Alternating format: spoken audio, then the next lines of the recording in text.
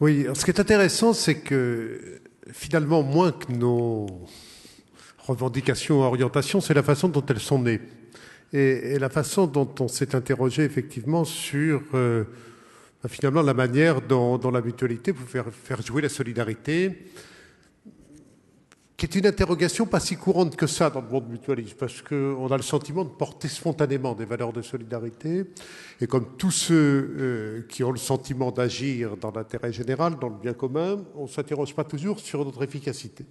Et notre réflexion, finalement, quel chemin a-t-elle pris? Alors c'est d'autant plus intéressant de le dire maintenant, après avoir entendu Henri Noguès et Jean-Claude Barbier, notamment sur leurs remarques sur l'universalité. Bon. J'apprécie parce que je partage totalement ce qu'ils ont dit. Les systèmes universels sont beaucoup plus efficaces que les systèmes qui concourent à l'assistance, finalement, quand on va trop loin dans le ciblage et qui, d'ailleurs, ça n'a pas été dit, mais c'est très important, délégitiment les prélèvements sociaux et délégitiment, finalement, ce qui fait le ciment d'une société. Mais en même temps, après avoir réaffirmé ça, et je reviendrai sur le rôle de la mutualité dans ce cadre-là, on a eu une seconde réflexion qui est de se dire, bon, il faut effectivement réaffirmer des égalités de droit, l'exercice de droit, mais quand on regarde la réalité, d'abord les droits sont mal exercés. Un récent ouvrage d'ailleurs très intéressant sur le non-recours au droit qui est extrêmement intéressant à analyser parce qu'il montre que contrairement aux idées reçues, ce n'est pas les fraudes ou les gâchis qui posent un problème, c'est le non-recours à des droits existants. Et donc ça amène à se poser la question finalement de l'égalité de fait. En fait, quelle est l'égalité dans l'accès au droit, dans l'accès au logement, dans l'accès à l'emploi, etc. Et c'est comme ça qu'on a finalement réfléchi. Et ça nous a conduit à la fois à se dire il faut qu'on regarde des choses qui ont été débattues, qui sont débattues couramment à l'UNIOP, quel parcours de vie, c'est-à-dire quelle protection sociale tout au long de la vie. C'est-à-dire plutôt que analyser les choses ponctuellement, regarder quelles sont les ruptures. Aujourd'hui, on voit bien qu'en matière d'accès complémentaire, on a un problème majeur pour les jeunes, avec les difficultés d'insertion dans la vie active. On a un problème majeur au moment des ruptures de vie professionnelle. Et on a un problème majeur quand on vieillit et qu'on est en situation de retraite. De la même façon, on s'est interrogé sur ce que peut être le parcours de santé, pour reprendre les termes de Daniel Lenoir.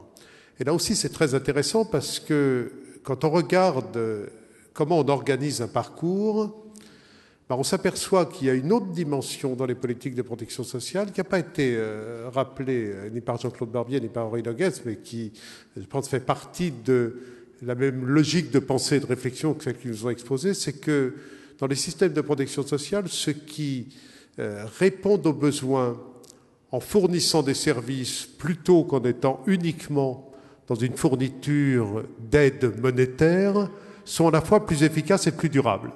Et ça, c'est une caractéristique extrêmement forte, et on voit bien que ça veut dire qu'il faut être capable de construire des parcours de prise en charge. On prend un exemple très simple qui illustre totalement ce propos, c'est la dépendance. On sait très bien que si on réduit la question de la dépendance à la question de la solvabilisation de la dépendance lourde dans l'institution, on ne va pas rappeler les chiffres sur les pensions moyennes et sur le coût moyen d'une institutionnalisation quand on est lourdement dépendant, mais on voit bien que l'équation est pratiquement impossible à régler. Donc qu'est-ce qu'il faut faire? Prendre en compte le continuum du passage de l'autonomie à la dépendance, avoir des services adaptés à différents moments, être capable de répondre à une situation évolutive. Comment est-ce qu'on fait? D'abord en développant des services adaptés, non pas en donnant de l'argent, et en se disant que cet argent va solvabiliser les services sur lesquels on n'a pas travaillé en amont. Et ça, c'est toute la démarche qui est celle qui a animé finalement notre réflexion. D'abord de façon un petit peu inhabituelle par rapport à la présentation des revendications, des orientations, des souhaits de la mutualité. Mais si on a fait ainsi, c'est pourquoi? Parce que la mutualité, elle a une particularité. C'est bien sûr le premier assureur complémentaire, 56% de part de marché, pour parler en termes commerciaux, 38 millions de personnes couvertes. Mais je dis souvent que c'est avant tout un inventeur de réponses à des besoins sociaux, y compris en termes de services, d'établissements, de réalisation. La mutualité, c'est 2500, on oublie souvent ça, réalisations diverses qui vont de services à la personne à des établissements hospitaliers, en passant par l'hospitalisation à domicile, que sais-je encore. Et on voit bien finalement que c'est cette double approche qui permet d'apporter des réponses construites et adaptées. Alors, en même temps, quand on affirme effectivement qu'il faut aller dans cette orientation très proche du terrain, très proche des besoins, construire des réponses adaptées, si on veut avancer de façon efficace, il faut aussi que ça s'appuie sur des réformes plus profondes et qui touchent un certain nombre de domaines fondamentaux qui ne sont pas encore totalement inscrits dans le débat public. La première, je la cite simplement parce qu'elle mériterait des heures de débat, c'est le rôle des complémentaires dans l'accès aux soins. Bon. On est dans une contradiction totale. Chacun, évidemment, reconnaît qu'un régime obligatoire est plus solidaire et plus efficace qu'un régime complémentaire, par nature et par construction. Ce n'est même pas la peine de se poser la question. Simplement, aujourd'hui, on voit bien qu'on a à faire face à des défis redoutables. Ce sera le cas fin 2013, de 200 milliards d'euros de dette à la CADES, un déficit de l'assurance maladie qui tourne autour de 15 milliards d'euros par an, des tarifs pratiqués par les professionnels qui ne correspondent plus au remboursement de l'assurance maladie. Donc dire qu'il faut renforcer les régimes obligatoires, bien sûr, mais on voit bien qu'on a quand même des contraintes économiques fortes. Aujourd'hui, des chiffres évidents, 15 à 20% de renoncement aux soins dans la population générale, le double chez ceux qui n'ont pas de complémentaires.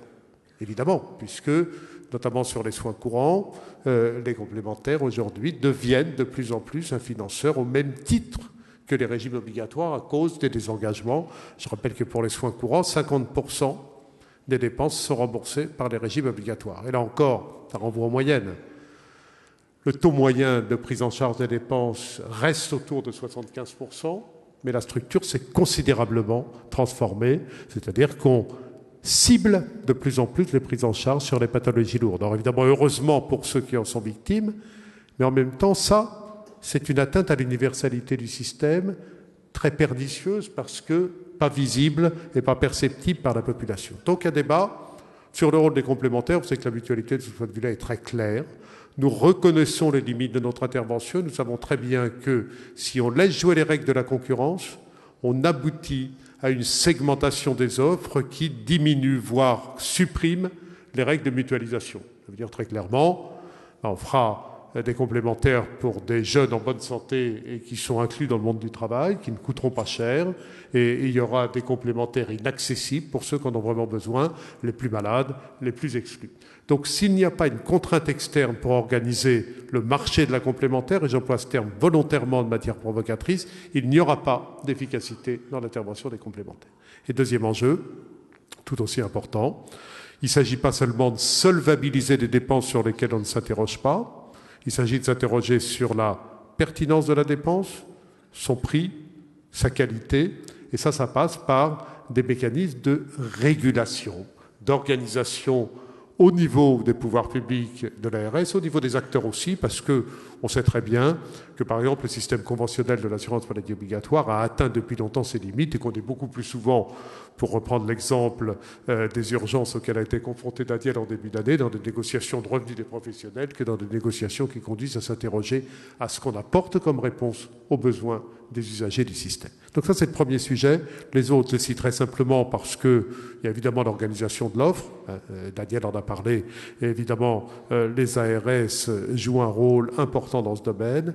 Et le troisième, qui est effectivement important aussi, c'est d'être dans une logique d'organisation du parcours de santé. Nous sommes à peu près le seul pays dans lequel des professionnels de santé peuvent encore affirmer, sans être suffisamment contredit, notamment par les médias, que la liberté de prescription, la liberté de choix du patient, la liberté d'installation sont des éléments qui concourent à la qualité du système, alors qu'on sait très bien que c'est au contraire des éléments qui sont des éléments de non-optimisation des ressources et très souvent de mauvaise organisation du parcours de soins. Donc on voit des enjeux absolument considérables à relever.